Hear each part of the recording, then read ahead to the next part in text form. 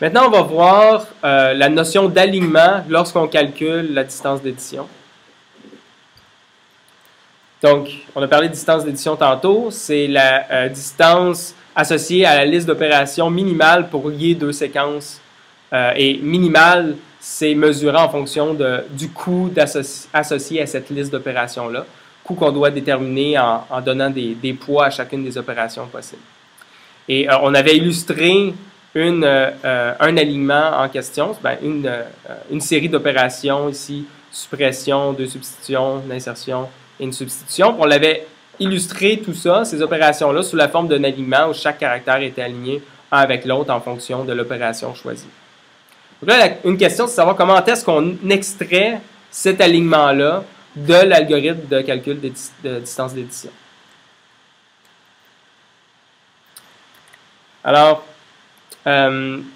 donc, l'alignement, c'est-à-dire c'est quoi exactement la série d'opérations qu'on a fait. Souvent, on va l'illustrer avec un alignement, comme on voit ici. Et pour l'obtenir, en fait, on va modifier l'algorithme qu'on a vu précédemment, le programme dynamique. On va conserver l'équivalent de pointeur vers, pour chacune des cases, c'était quoi la case précédente dans ma récursion qui minimisait mon expression. Donc, on se rappelle, j'avais le minimum en 3 quantités. Puis chacune de ces quantités-là utilisait une case différente déjà calculée dans mon tableau. Mais je vais garder une espèce de pointeur, de l'information sur c'était quelle la case qui m'a donné le minimum. Puis une fois que le calcul de la distance est terminé, ce qu'on va faire, c'est qu'on va partir du coin, puis on va suivre ces pointeurs-là à reculons pour construire à reculons chacun des opérations. Puis à partir de ces opérations-là qui ont été choisies, ça va être possible de construire cet alignement-là. De savoir quand est-ce que j'ai fait des substitutions, quand est-ce que j'ai fait des suppressions et des insertions. Et lorsqu'il va y avoir égalité, il va falloir définir une priorité sur les opérations. Donc cet algorithme-là, en fait, le gros des modifications qu'il va avoir à faire, c'est ici, c'est là où il y a des modifications, c'est-à-dire qu'il y a un choix entre 3 opérations différentes, soit une insertion, une substitution ou une suppression. Ici, on sait qu'on insère, ici, on sait qu'on fait une suppression, donc le pointeur est facile à calculer. Mais essentiellement, donc, il faut ajouter ici du code qui va, en plus de faire le min, garder le argmin, donc l'argument qui est minimisé ici, en respectant les priorités sur les opérations qu'on s'est données s'il y a égalité.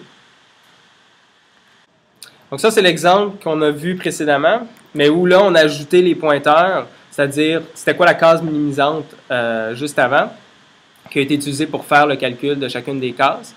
Dans ce cas-ci, entre autres, à savoir, c'est que la distance pour la substitution est de 2, puis la distance de suppression puis d'insertion est de 1, ce qui a été utilisé ici.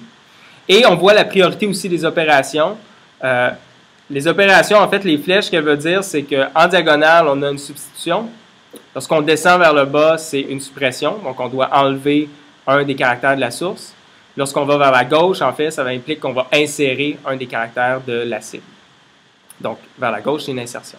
La priorité des opérations qui a été utilisée ici, c'est qu'on va prioriser la substitution, ensuite l'insertion, puis finalement la suppression. Et là, ce qu'on fait pour obtenir la liste des opérations, c'est qu'on part d'en haut à gauche, puis là, on essaie de voir comment on a obtenu ce 8-là, finalement. On l'a obtenu en faisant à la toute fin une substitution, suivie d'une substitution, une autre. Ensuite de ça, ici, en fait, je pourrais possiblement insérer un caractère ou je pourrais aussi faire la suppression, mais à la place qui est priorisée dans notre cas, c'est la substitution. Alors, on va favoriser ça. Ici, ensuite de ça, ce qui a été choisi, c'est de faire une insertion, substitution, et substitution. Et finalement, ici, vers le bas, on a une suppression. Okay? Donc, comme ça, à reculons, on est en mesure d'obtenir la suite des opérations. Puis à partir des opérations, on peut construire notre alignement visuellement.